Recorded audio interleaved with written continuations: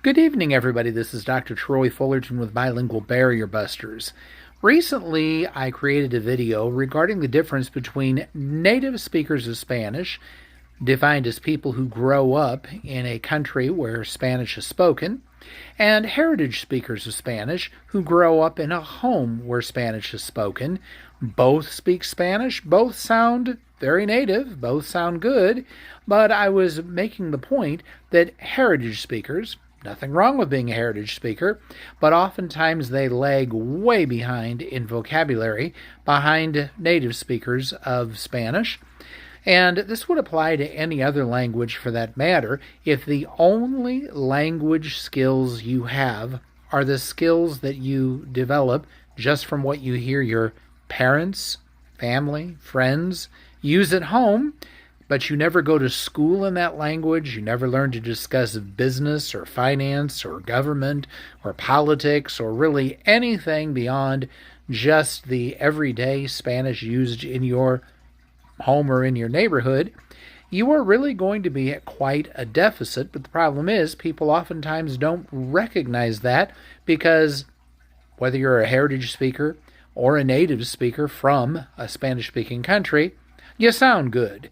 You can probably speak your language without an accent or pretty well without an accent.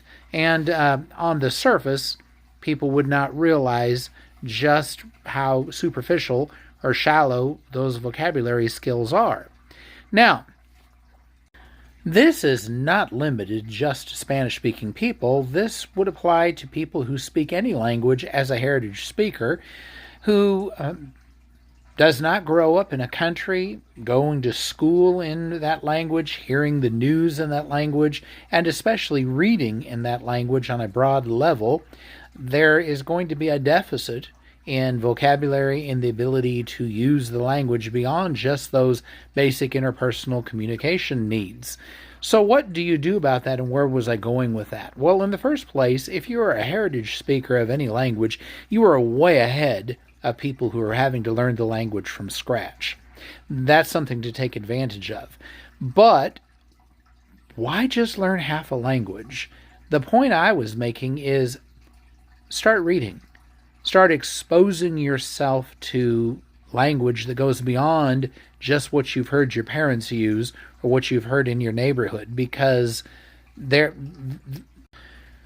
is a depth and a richness there that you could be enjoying and taking full advantage of, but it takes a little intentionality and a little effort, especially if you're going to be called on to interpret in any circumstance. You need those